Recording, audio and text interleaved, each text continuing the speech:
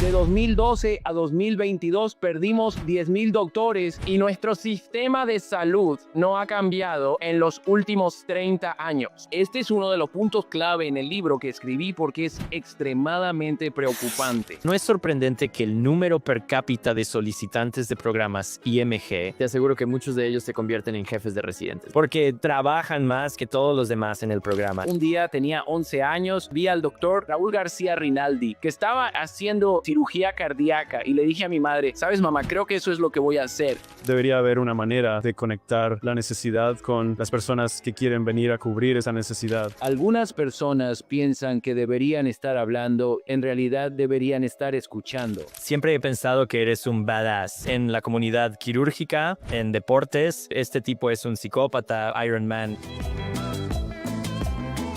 Two vascular surgeons walk into a bar and come out with a podcast. We are talking everything vascular and not. Welcome to the Life of Flow podcast. The following podcast is not relating to my teachings and work at Del Cedar Medical Center and is for entertainment purposes only. Hola a todos, bienvenidos a otro episodio del podcast La Vida de Flow. Hoy tuvimos una gran conversación con el doctor Jorge Martínez Trabal. Es un cirujano vascular, emprendedor y básicamente un hombre del renacimiento, haciendo un trabajo realmente importante y tratando de mejorar la sociedad en general en Puerto Rico, mientras también es un cirujano vascular. Así que espero que lo disfruten. Muy bien, todos bienvenidos a otro episodio de Life of Flow. Estoy muy emocionado de presentarles al doctor Jorge Martínez Trabal. ¿Recuerdas cuándo nos conocimos por primera vez? Sí, en mi quirófano. En tu quirófano, como residente de cirugía de tercer año. Oh, genial, está bien. Creo que es muy común, y puedes decirme si me equivoco, Jorge, cuando las personas se forman, hacen la escuela de medicina en Puerto Rico y luego se van a hacer su subespecialidad quirúrgica, el sueño siempre es regresar y construir algo grande, ¿verdad? Y muchos de nosotros tenemos ese sueño. Y luego, para muchos de nosotros, la vida dice, buen sueño, pero ya sabes. Se desvanece. Jorge hizo lo que la mayoría de nosotros que nos vamos queremos, como idealizamos hacer, que es ir, obtener una buena formación, aprender lo que necesitas aprender y luego regresar y construir algo que realmente ayude a tu comunidad de una manera importante. Entonces, ya lo explicará más, pero Jorge regresó a Ponce, que está en la parte sur de la isla. Y creo que al principio estabas allí mayormente solo. Creo que tenías algo de ayuda de alguien que hacía vascular, pero tal vez no al grado que tú tenías la capacidad y el conocimiento. Acababas de entrenar recientemente. Construyó la segunda residencia quirúrgica en Puerto Rico. Puedo estar en lo correcto o incorrecto, pero creo que en este momento es la segunda, formando cirujanos localmente para que se queden localmente, con suerte algunos, o regresen y ayuden a la comunidad. Y luego también construyó el grupo vascular más grande, en este momento brindando atención integral durante 4 fenestraciones de 4 vasos, haciendo arterialización de vena profunda. Creo que el segundo mayor reclutador o uno de los mayores reclutadores en el ensayo PROMISE 2. Así que cosas que ayudan a los pacientes, ayudan a los aprendices, ayudan. Así que estoy emocionado de tenerlo aquí. Jorge Martínez Trabal, bienvenido al podcast Life of Flow, hermano. Gracias por la invitación. Es realmente un honor ser invitado por Lucas y Miguel a este podcast, porque estos son dos chicos que realmente creo que es una admiración mutua por los logros individuales de cada uno, ¿sabes? Así que estoy realmente contento de que hayan pensado en mí para que pudiera compartir un poco de mi historia. Y espero que algunas personas la escuchen y encuentren inspiración en ella. No tengo duda, Jorge, de que nuestros pocos minutos aquí obviamente se quedarán cortos, como un homenaje a tus esfuerzos y a tu vida, pero de alguna manera inspirarán a mucha gente, como muchos otros programas y personalidades que hemos tenido aquí.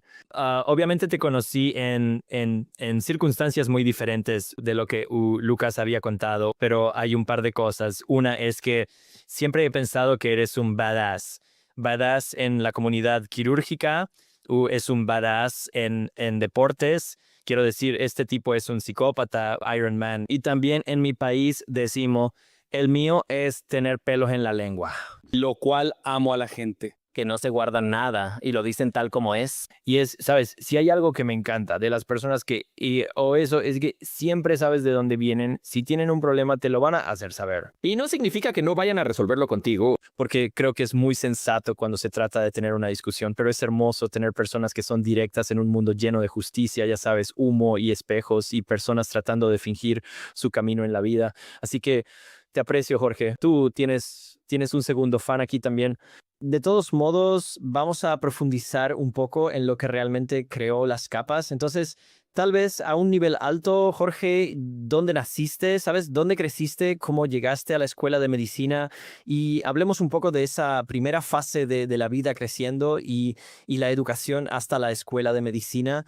Entonces, mi crianza fue muy interesante porque crecí en un pueblo pequeño. Bueno, pueblo pequeño, es como 250,000 personas en el lado oeste de la isla y se llama Mayagüez. Mayagüez es un pueblo que es interesante en cuanto a lo aristocrático que es, ¿sabes?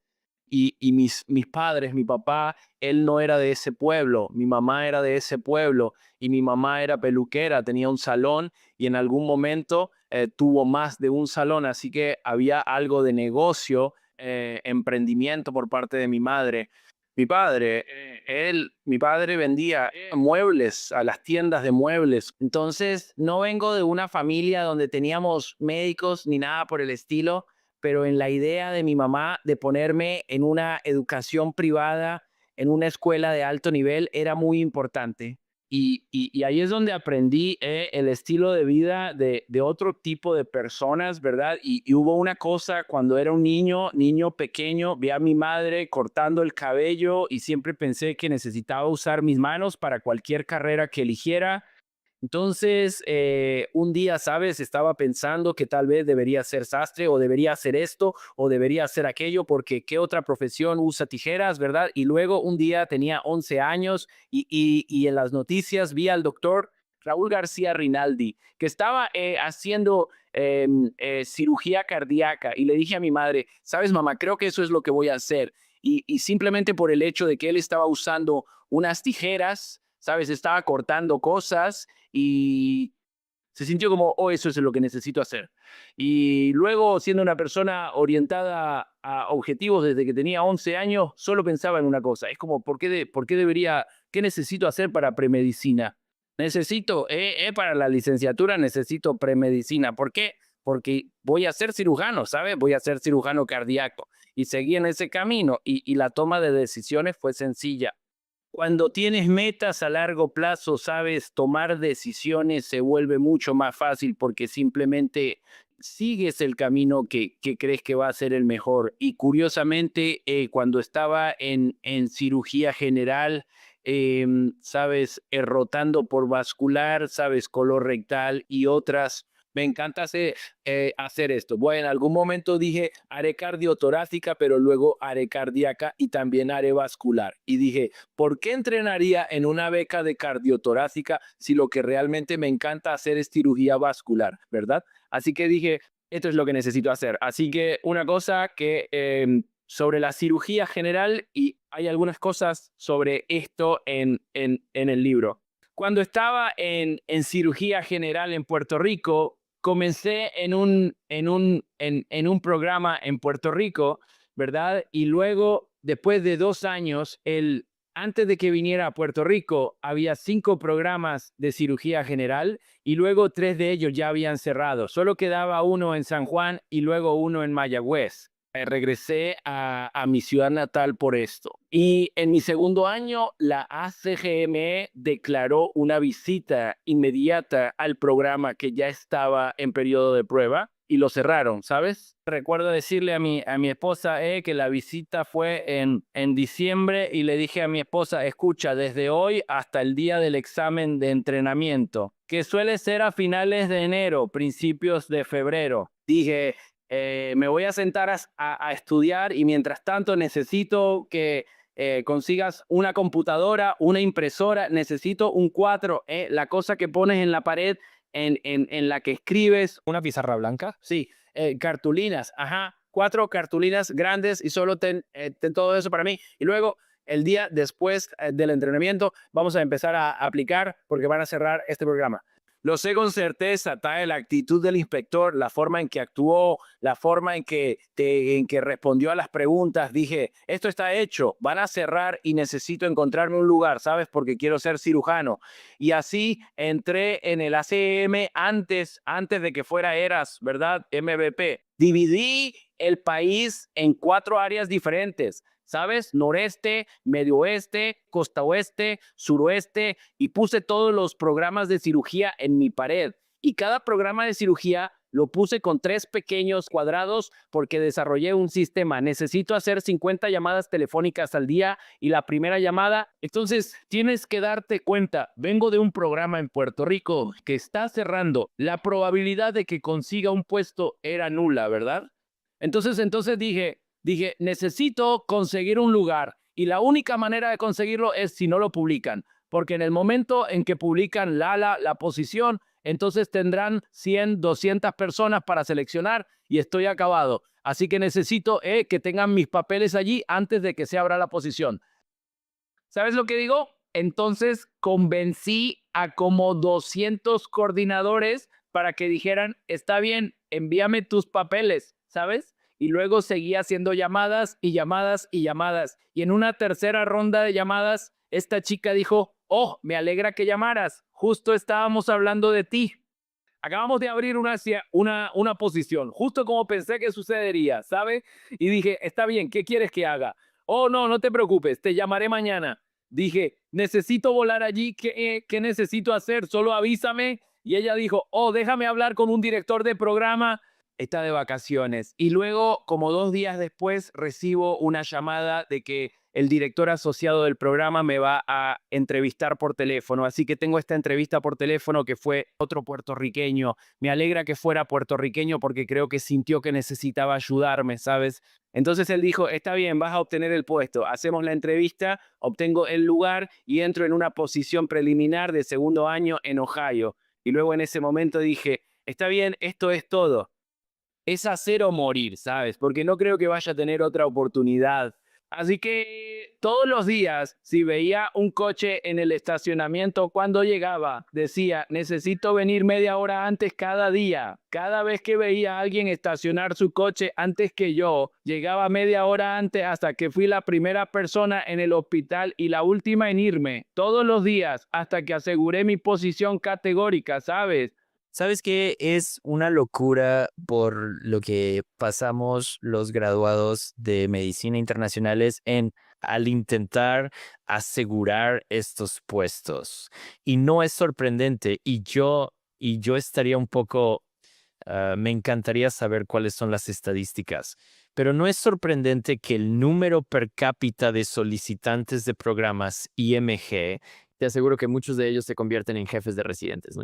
Porque trabajan más que todos los demás en el programa. Y lo mismo me pasó a mí, Jorge. Sé que no conoces esta historia, pero yo había hecho todo en Costa Rica.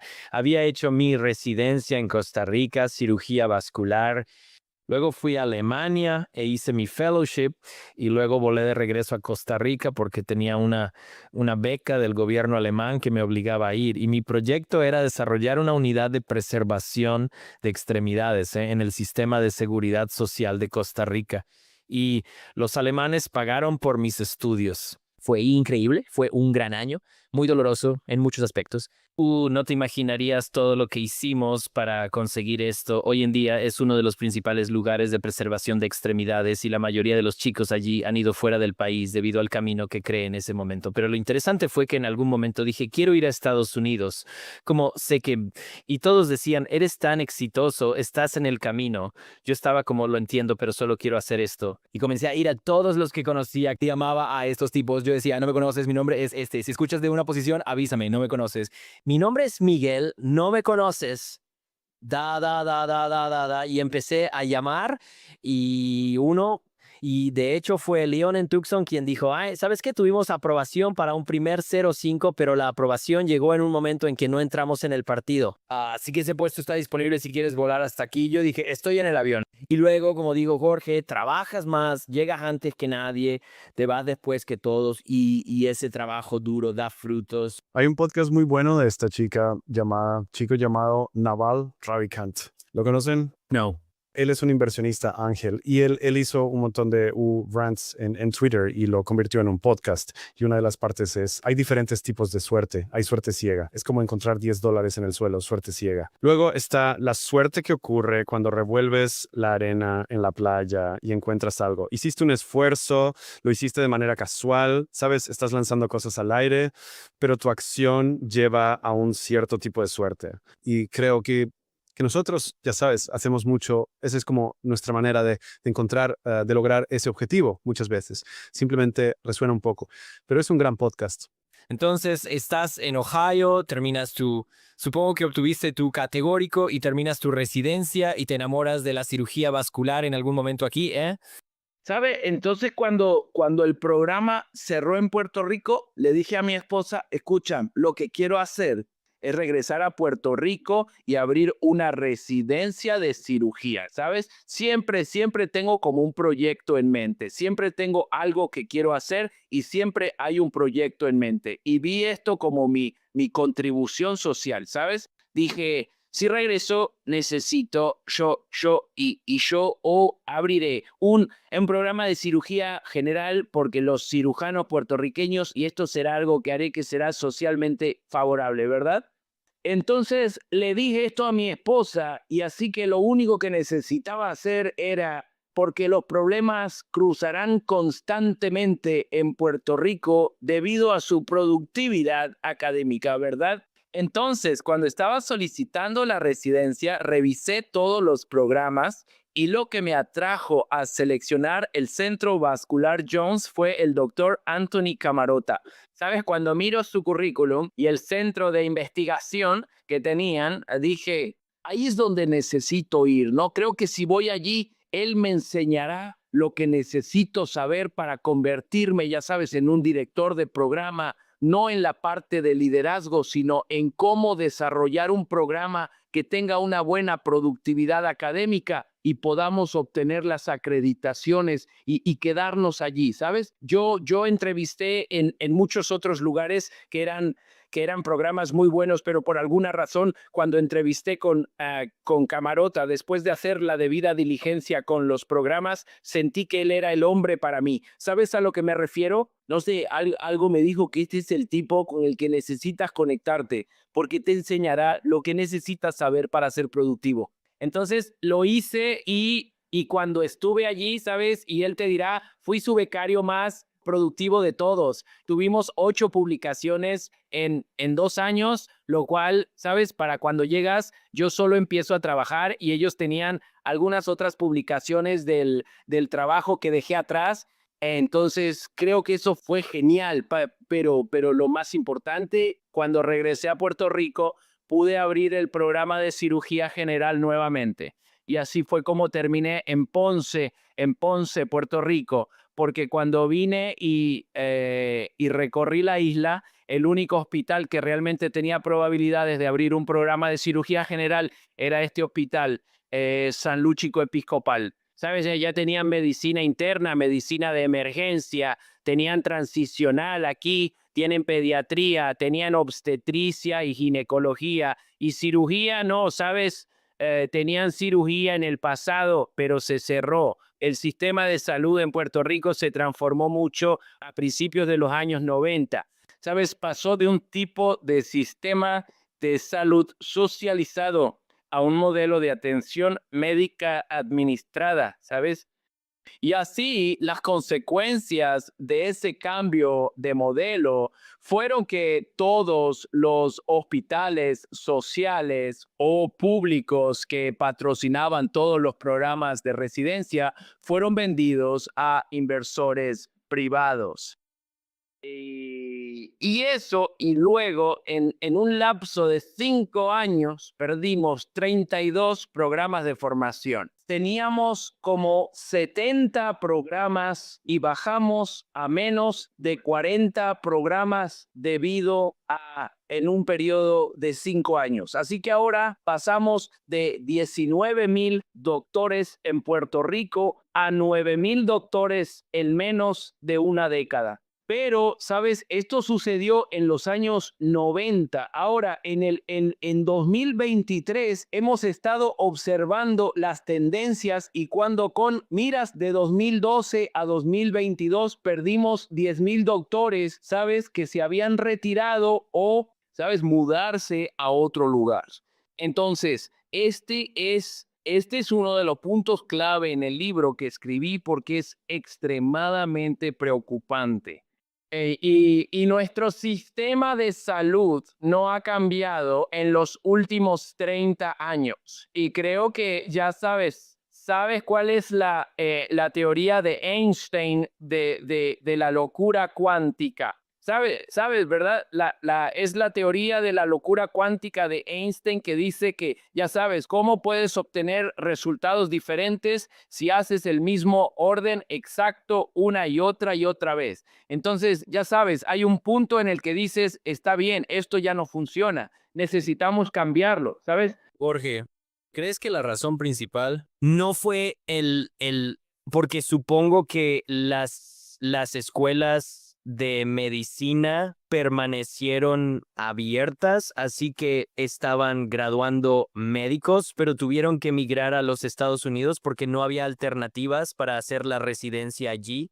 En puertorriqueños que estudian medicina cada año son más de 400 los que se gradúan de la escuela de medicina cada año, pero solo hay 230 puestos para residencia, ¿sabes? Y necesitamos si queremos solucionar este problema, necesitamos aumentar esas posiciones de residencia a al menos 500 a 600 y mantenerlas por no menos de 10 años. Y luego, tal vez en 10 años podemos reajustar porque ya tenemos ciertas áreas que están adecuadamente cubiertas. La otra cosa es que esto necesita hacerse, sin duda, pero hay una cosa que es muy importante y es que no tenemos datos para decidir qué residencias deberían ser nuestra máxima prioridad. Es como nadie sabe si deberían ser cirujanos cardíacos y torácicos porque solo tenemos 12 y todos están en sus 60, ¿sabes? No se puede decir si son endocrinólogos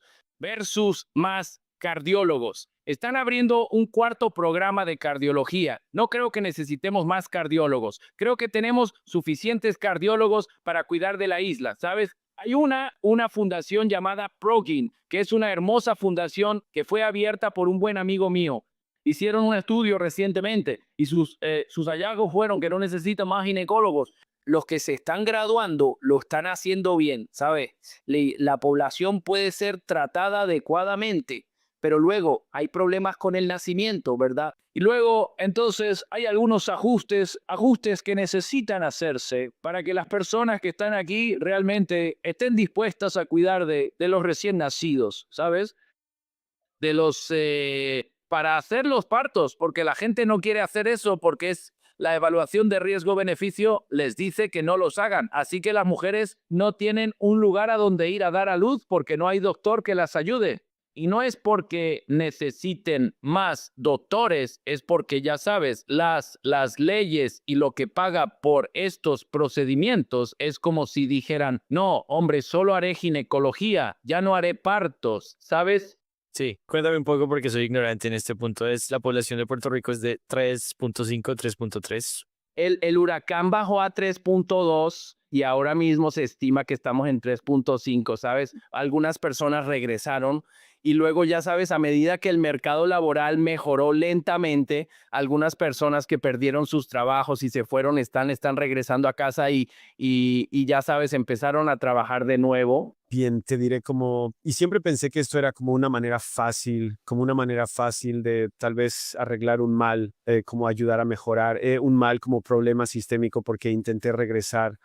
Cuando estaba en mi tercer año de residencia fui a verte porque eras una de las personas que escuché que estaba haciendo un buen trabajo y yo estaba como, oye, estoy buscando para regresar. No quería mudarme a Ponce porque estaba soltero y como que quería estar en San Juan y lo que sea. Así que fui por San Juan y fui a todos estos administradores de hospitales que por alguna razón como que tenías que como rogar. Y yo estaba como, ¿qué está pasando aquí? ¿Sabes? Se supone que hay toda esta necesidad, pero realmente hay como, nadie realmente está diciendo, no era ni siquiera tan entusiasta comparado con otras experiencias que he tenido, como ir a otras entrevistas de trabajo en los Estados Unidos. Y luego, al pensarlo, encontré que no hay manera para alguien que quiere regresar, ser de cualquier especialidad y estar conectado con un sistema hospitalario o un grupo que necesita un médico. Entonces, digamos, los menonitas necesitan un médico, ya sabes, debería ver si el colegio de médicos, ya sabes, está buscando mejorar eso. Quiero decir, debería haber una manera de conectar la necesidad con las personas que quieren venir a cubrir esa necesidad. Sí, entonces Lucas, hay un modelo de negocio de Puerto Rico, es un poco diferente que en los Estados Unidos, ¿sabes? Como hospitales que no tienen un servicio no lo entienden. Hay mucha necesidad, definitivamente hay una necesidad. No importa a dónde vayas, tienes mucho trabajo, ¿sabes? Y entonces viene y dices, está bien, ¿sabes? Para que yo comience mi práctica necesitamos cambiar algunas cosas en el quirófano. Está bien, ¿qué necesitas? Y pones tu lista de deseos y ellos hacen una evaluación y dicen, está bien, esto cuesta $2 millones, no va a suceder. ¿Sabes lo que digo? Entonces, y está la otra situación que tenemos, es que algunos hospitales en Puerto Rico piensan que tienen atención vascular porque ni siquiera entienden lo que hacemos, ¿sabes? Y luego está la tercera situación que se llama, lo que yo llamo, idiotas caciques. ¿Sabes lo que es un cacique? Es alguien que es el cabecilla y no te va a dejar entrar porque no importa, ya sabes, lo que sea, tu mera presencia es una amenaza para su existencia. Entonces es muy complejo el modelo de negocio en la isla. Yo creo, sabes, tengo 2 capítulos sobre esto en el libro por esa razón. Y es bastante complejo si me preguntas. Por eso tener un mentor que te guíe a través de este proceso es probablemente la mejor herramienta que puedes tener en todo esto. Y la otra cosa es que si me preguntas, como te he dicho antes, creo que deberíamos agruparnos porque esa es otra cosa. Tenemos a nuestro socio comercial más importante, que son los proveedores de seguros. Porque recuerda, cuando estás en una práctica privada, está bien, como por ejemplo, puedes entrar y ser contratado por el hospital y luego pensarás, está bien, entonces, ¿cómo soy evaluado? Voy a ser evaluado a través de IUPS, va a ser, bueno, nada de eso es realmente la forma en que se hace aquí, ¿sabe? No sé si me sigues, pero el modelo que ves cuando te contrata un hospital no es el mismo que verás aquí. Dirán, está bien, te pagaremos esta cantidad y necesitas atender llamadas, necesitas tratar ciertos casos y pondrán algunos números al azar que a veces ya sabes, no se traducen en beneficio económico ni para ti ni para el hospital y es básicamente pura ignorancia, si se me permite decirlo, con respecto a nuestro tipo de práctica. Guíame a través de esto porque, de nuevo, quiero decir, todo esto viene de un lugar de ignorancia, pero dijiste que hubo una reforma en los años 90 donde supongo que inicias un programa de Medicaid, un programa de Medicare para mayores de 65 años y probablemente la integración de seguros comerciales. Y con eso no has tenido también la migración de sistemas de hospitales privados que funcionan en el continente y que tienen sus raíces allá, que saben cómo se maneja el negocio en el continente y que usan códigos de RG de Medicare y todas estas otras cosas para crear un modelo sostenible de atención privada, si se puede decir así. Entonces el lenguaje, Miguel, el lenguaje es el mismo. Usamos GRDs, pero ya sabes, Puerto Rico, por ejemplo, entonces Medicaid es un Medicaid peculiar porque está gestionado por aseguradoras privadas. ¿Sabes? El programa de Medicaid es como tener Blue Shield, Blue Cross. Las aseguradoras privadas tomarán una población y luego el gobierno les dará el dinero para gestionar esa población. Y entonces lo que hacen estas personas es que tienen autonomía para contratar. Todos sabemos lo que paga Medicare, pero así que permíteme darte un ejemplo. Algunos de los proveedores de seguros que están brindando atención médica a la población de Medicaid, que es como un asegurador privado, asegurador que está, ya sabes, recibiendo el dinero para proporcionar este servicio, te enviarán un contrato que dice 70% de la tarifa de Medicare. ¿Ves lo que digo? Y luego, por supuesto, puedo decir, no, no voy a hacer eso. Y, ¿sabe? Por ejemplo, lo que hice hace muchos años es que contraté a un como experto en actuarial, que es un término estadístico. Entonces, este tipo entra, él agarra toda tu facturación, ¿verdad? Y te dirá, está bien, estos son tus 100 principales códigos, estos son tus 20 principales códigos, estos son tus 5 principales códigos. Estos son tus 10 códigos principales y luego tus 50, ¿sabes? Y él los agrupará, ¿verdad? Y luego nos sentaremos y decidiremos. Está bien, por esto puedo aceptar 70 porque ya sabes, no importa. Pero para esto quiero pedir un 120% de Medicare, ¿verdad? Y luego crearé mis propios códigos de facturación para no los códigos de facturación, sino cuánto quiero que me paguen por cada código de facturación. Bueno, mi punto es que entonces te sentarás con una empresa y dirás, ¿quién está cuidando a tus pacientes? ¿Sabes? De todos modos, van a terminar en mi sala de emergencias. Así que mejor, ya sabes, siéntate y envíamelos porque es más rentable para ti que yo los vea antes de que lleguen a la sala de emergencia. ¿Sí? Y luego tú tienes cierta cantidad de emprendimiento que necesitas tener para lidiar con esta situación y contratar a los abogados correctos y conocer a las personas adecuadas es algo muy interesante. Y luego Medicare es todo Medicare Advantage. El 97% de las personas en Medicare tienen Medicare Advantage, ¿sabes? Y entonces Medicare Advantage también tiene el que pueden contratar doctores de la manera que quieran. Para darte un ejemplo, hasta hace 2 años el programa de Medicare Advantage en Puerto Rico estaba contratando personas con las tarifas de Medicare de 2016, ¿sabes? Pero ellos recibieron un aumento del gobierno desde 2020.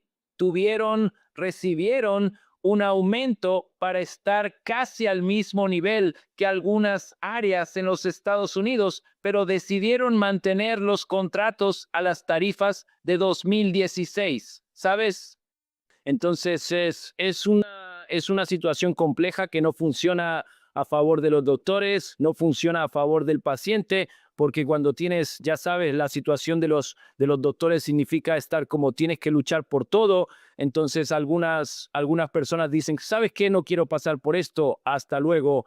Y mucha gente se va por eso. Porque me suena, quiero decir, obviamente este es un problema altamente complejo, pero me suena como si tuvieras una población de personas que necesitan atención. Tienes una disminución significativa en la fuerza de médicos y parece haber 2 maneras de solucionarlo. Abres más programas de residencia, por lo que necesitas incentivos del gobierno federal, porque la mayoría de las posiciones de residencia son financiadas por dinero federal. Y número 2, es casi como si muchos de estos contratos del gobierno federal deberían tener un incentivo que motive la migración de médicos de regreso, porque no necesariamente significa solo desde una isla.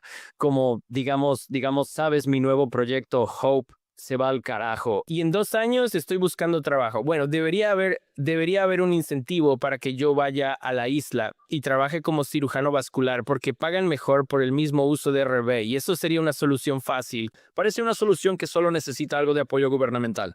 Sí, quiero decir, Jorge, puedes corregirme si me equivoco desde mi perspectiva, pero siento que el problema no está a nivel federal, el problema está a nivel local, porque siento que hay mucho, como una especie de captura regulatoria de todas estas empresas.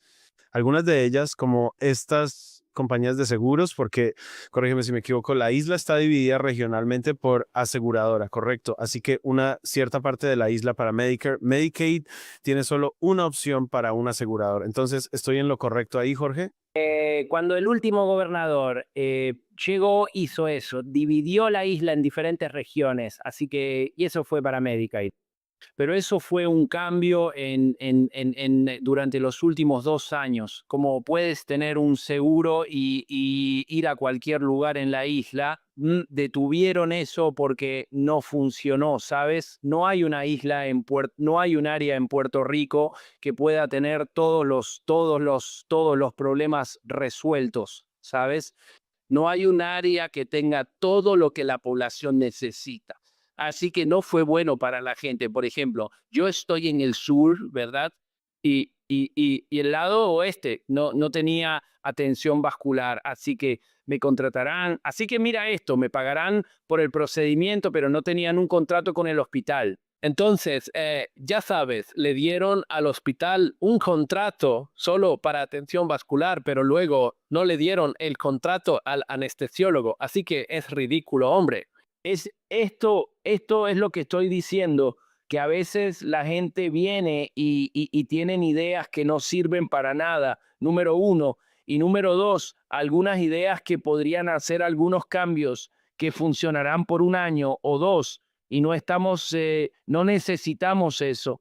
Necesitamos un cambio en nuestro sistema que cree una atención médica resiliente, y eso tomará, ya sabes, al menos 1 década, ¿sabes? No se hará en un par de años. Tomará 1 década para ver un cambio real. Tú escribiste el libro. Imagino que la inspiración y la motivación para el libro provienen de tu experiencia diaria lidiando con esto. Sabes, eres un líder en la comunidad médica de Puerto Rico. Háblanos un poco sobre el libro, tus motivaciones sobre el libro y tal vez algunas de las formas de avanzar. Entonces, hay un sitio web para aquellos que lo quieran.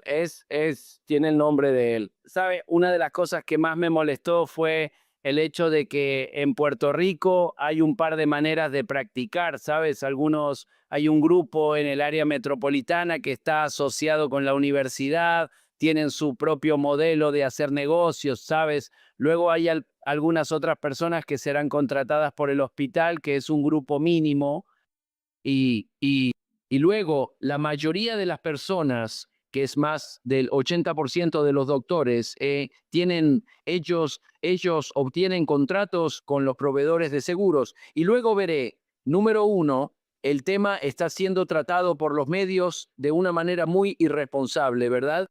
Como que siempre parecía tener una motivación política por todo lo que se decía en los medios, como en los periódicos, en la televisión, en las ya sabes, redes sociales. Era una extensión del opresor y el oprimido, ¿sabes?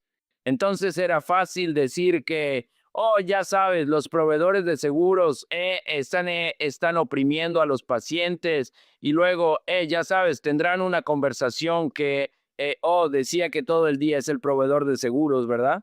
Pero entonces nadie realmente está tomando esto en serio y nadie va a hacer un análisis de causa raíz sobre lo que realmente está sucediendo en Puerto Rico, y no hay datos. Y luego las personas que irán muchas veces serán del grupo que es contratado y no tienen las luchas que la mayoría de los doctores en Puerto Rico tienen. Entonces dije, ¿sabes qué? Estoy cansado de esto.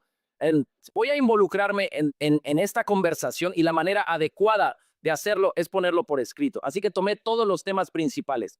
Te diré cosas que son importantes, como por ejemplo, déjame abrir el índice rápidamente. La falta de médicos especializados, ya sabes, la gente, tengo otro capítulo sobre inmediatamente después de que te gradúas del fellowship, ya sabes lo que sucede y cómo lidiar con eso. cómo es un grupo privado, cómo es la práctica privada y la atención médica primaria, qué necesitamos hacer para mejorarla, ¿sabes? La medicina socializada, tengo todo un capítulo sobre la medicina socializada porque ya sabes, esas dos cosas que se ven más afectadas son el acceso a la atención y sabes que en todas las sociedades escuchamos sobre este acceso a la atención. Bueno, en Puerto Rico, si quieres ver a un cirujano vascular y no conoces a nadie, probablemente consigas una cita o vas a la sala de emergencias y te transfieren, o consigues una cita en 6, 7 meses, ¿sabes? Porque el acceso es débil. No tenemos suficiente gente para brindar el cuidado adecuado. Entonces, el acceso a la atención y la educación son los dos problemas principales. Tenemos una fuerza laboral que no está educada. Como sabes, tenemos muchos médicos generales cuidando a los pacientes y creo que el médico general, te daré un ejemplo que siempre doy. Hay una gran diferencia entre hacer una pasantía de 1 año y salir versus hacer una residencia en medicina familiar, porque el residente que se gradúa y está certificado en medicina familiar puede cuidar de una mujer embarazada hasta el parto, ¿sabes? Y es un parto normal, probablemente podrían hacer el parto normal también, ¿verdad? Pero un médico general no puede hacer eso porque no están capacitados para hacerlo. Entonces, ¿qué pasa? Envían a las mujeres desde la semana 6, las envían directamente al ginecólogo obstetra. Y entonces es un mal uso del recurso porque realmente no tienes que enviarla allí si tienes la educación adecuada y sabes cómo cuidar a una mujer embarazada, ¿sabes?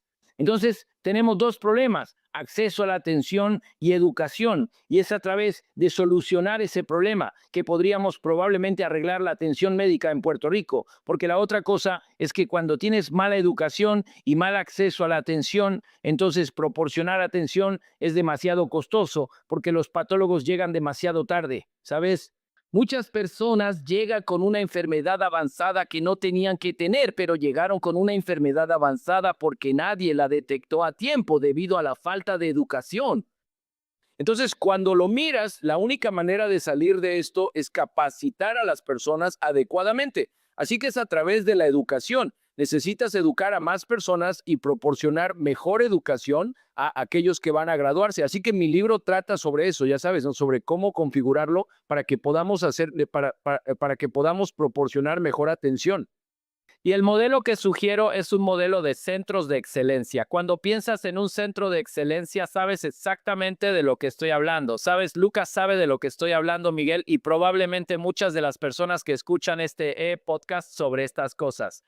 Pero en general, la población no entiende y la mayoría de los médicos tampoco lo entienden porque no han estado expuestos a eso. No entienden. Es como, bueno, por ejemplo, como cuando te graduaste de cirugía general, probablemente pensaste que podrías hacer fístula y bypass. Dices, no es gran cosa, ¿sabes? El cirujano vascular solo es necesario para problemas vasculares realmente complejos, pero luego, cuando vas a una especialización en vascular, te das cuenta de lo poco que sabías sobre las fístulas arteriovenosas, ¿sabes? Lo mismo ocurre como los centros de excelencia, ¿sabes?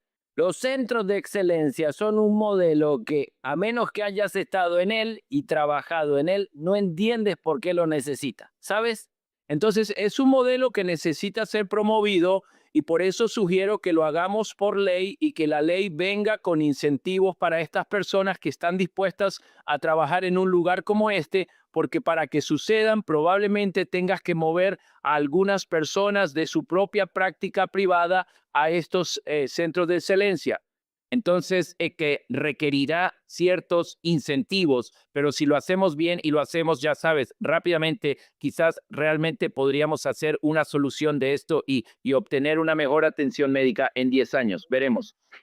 Entonces, ¿qué prevés que serían las necesidades? ¿Qué tiene que pasar para que estés en una posición donde algunos de estos pensamientos puedan convertirse en proyectos reales? ¿Qué tiene que pasar?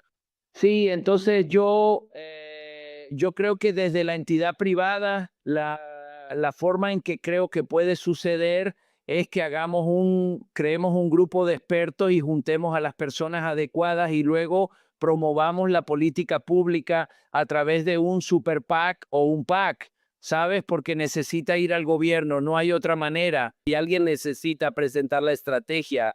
Te diré una cosa con certeza, la mayoría de los políticos, aunque tienen buenas intenciones, y puedo decir esto porque conozco políticos que tienen buenas intenciones, ¿verdad? Pero la mayoría de ellos están rodeados de la gente equivocada.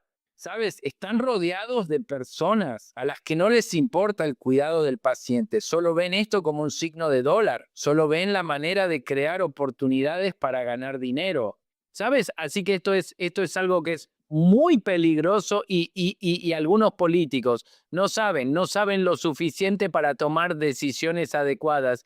Y si se rodean de personas que solo ven esto como una forma de ganar dinero, entonces necesitamos organizar y crear un grupo de expertos, elaborar documentos que les digan cómo hacerlo público, ¿sabes? Y crear un super PAC o un PAC para presionar al gobierno para que lo haga. La otra manera es, por supuesto, poner a personas como yo en posiciones de poder que puedan hablar y decir, está bien, no, esta es la manera en que debemos hacerlo y esta es la manera en que necesitamos hacerlo, esto es porque, y este es el plan, y ya sabes que el gobierno diga, está bien, estarás en la posición de hacerlo, y déjame ponerte ahí y hazlo, ¿sabes lo que digo? Y entonces no sé qué va a pasar, sigo trabajando. En los años previos a este proyecto, sabes, hay como 3 fases principales de tu vida profesional, ¿verdad? Estás creciendo, estás en tu apogeo y luego no digo declive, pero es este momento maduro donde te conviertes en una especie de abuelo para otros, un abuelo para los sistemas, un abuelo para tu país. Hay un cambio en la forma en que piensas sobre las cosas. Tal vez hayas logrado tu riqueza, has alcanzado las metas que tenías profesionalmente, personalmente, con tu familia y entras en esta fase que es mucho más de asesoramiento, donde te importa convertirte en esta persona que podría dar dirección. Entonces, en los años antes de la concepción de este libro, ¿eras apolítico? ¿No te interesaba lo que estaba sucediendo y estabas más enfocado en tu propia carrera? ¿Y ha habido un cambio en ti como persona ahora con un poco más de canas en la barba que cuando te conocí? Pero, ¿cuál ha sido tu interés en la política y en realmente convertirte en parte de la solución?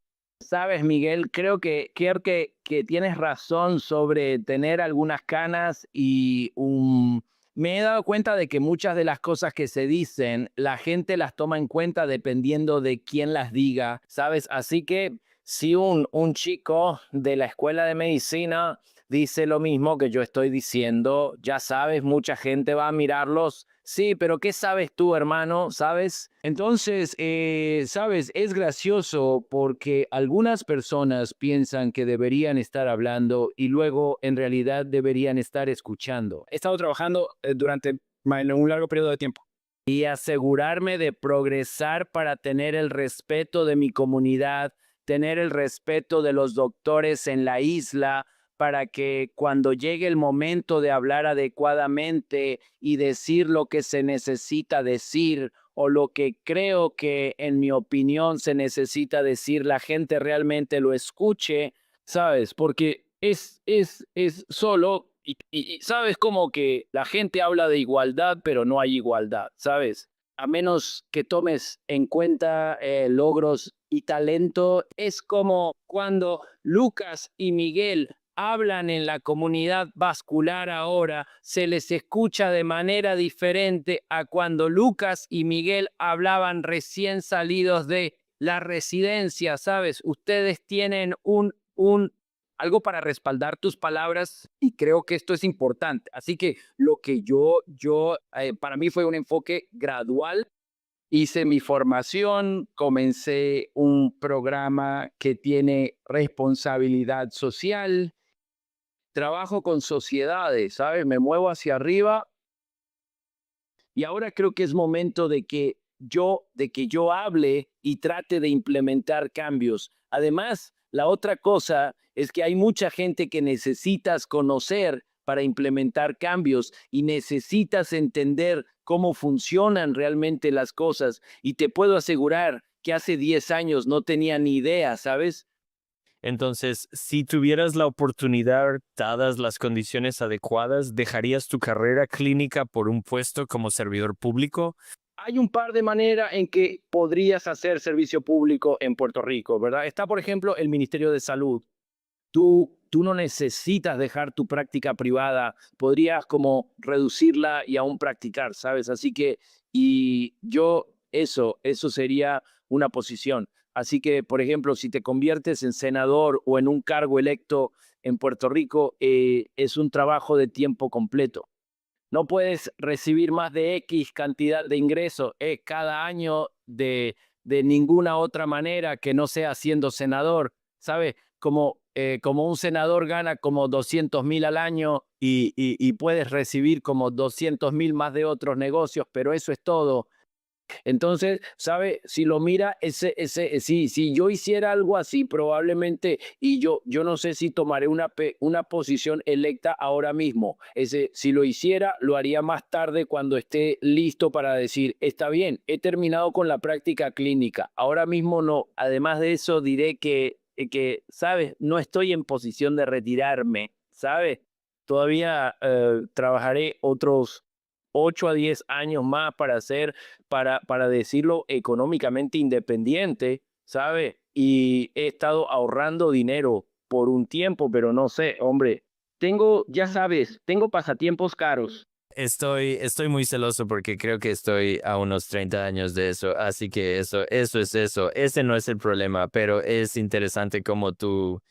Es un dilema porque está esta pasión tuya de dar a los demás. Parece que tú sabes o al menos ves las cosas de una manera que es adecuada para una solución. Puede que no estés en la posición de dejar tu trabajo actual, también porque creo que estás siendo parte de la solución como médico académico, ¿verdad? Porque la isla necesita médicos, la isla necesita buenos cirujanos vasculares. Y ciertamente estás poniendo tu grano de arena para intentar solucionar eso a un nivel granular. He tenido conversaciones con otras personas que han escrito libros y algunos de ellos lo expresan como una de las peores cosas que decidieron hacer porque fue muy absorbente. Eran orientados a objetivos, así que nada los desviaría de conseguir esto y son horas y horas de investigación, escritura, edición y volver. ¿Te gustó la experiencia de escribir el libro? Ibe, ¿te consideras un buen escritor y continuarás? Tercera pregunta, ¿continuarás escribiendo más libros sobre opinión y cambios en el cuidado de la salud y la sociedad? Entonces, número uno, creo que escribir para mí era algo que tenía en mi lista de deseos, así que realmente siempre quise hacerlo y solo necesitaba algo que me apasionara lo suficiente como para decir, está bien, voy a hacerlo. Por eso escribí esta vez. Y la tercera pregunta, sí, definitivamente me veo escribiendo de nuevo, pero tendré que encontrar esa musa, ya sabes, eso lo que me mueve y tomará algo de tiempo porque ya sabes, no es fácil. Toma unos años juntar tus pensamientos, ponerlos por escrito, trabajar con un editor y finalmente publicarlo. Así que tomará algo de tiempo. No estoy empezando todavía, así que ¿sabes? Pero me veo haciéndolo de nuevo y espero que lo haga. Y había otra pregunta, pero se me olvidó. ¿Qué tan doloroso fue? ¿Disfrutaste la experiencia? ¿Fue más terrible que doloroso que placentero? No fue doloroso en absoluto. Comencé a escribir temas sobre los que pensé que debería escribir y luego un día estaba volando con algunos amigos y había un médico pulmonar que dirige laboratorios de medicina del sueño y un radiólogo y cada vez que subíamos a un avión se sentaban y leían, ¿sabes? Entonces dije, bueno, tengo cosas que hacer, tengo un libro que escribir. Entonces empecé a escribir, ¿sabes? Y luego no paré hasta que estuvo terminado el libro tiene 18 capítulos, de los cuales escribí 15 y cuando volví de ese viaje ya tenía como 12 capítulos del libro escritos. Luego me tomó más de un año trabajar con el editor y terminar los otros 3 capítulos que no estaban escritos aún. Pero Y así primero trabajé con un mentor que él entendió lo que quería hacer con el libro, así que él se sentó, lo leyó, me dijo cosas que, ya sabes, por ejemplo, esto es demasiado apasionado. Te oigo llorar aquí, ¿sabes? No hagas eso. Y entonces me tomó más de un año finalmente terminar el libro. Bueno, déjame decirte, fue increíble, fue muy revelador, Jorge. Ciertamente siento que sé mucho más sobre ti, lo cual pone en perspectiva y ciertamente da mucha más lógica y sentido a mucho de lo que te hace, ya sabes, lo que te hace ser tú, esa unicidad que llevas contigo. Gracias por compartirlo, por ser tan sincero con nosotros. Y cualquier cosa que estos servidores puedan hacer en el futuro por ti, estamos aquí para ti. Gracias, hombre. Te deseo lo mejor. Creo que este podcast será muy exitoso y ojalá algún día sí podamos repetirlo.